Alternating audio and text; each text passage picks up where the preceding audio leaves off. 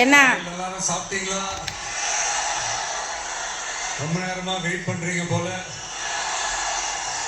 சீக்கிரம் முடிச்சுக்கிறேன். கேஸ் பிரச்சனை எல்லாம் எப்படி இருக்கு? சரியாயிடுச்சா? சால்வ் ஆயிடுச்சா? கேஸ்லாம் புக் பண்ணீங்கன்னா புக் ஆகுதா?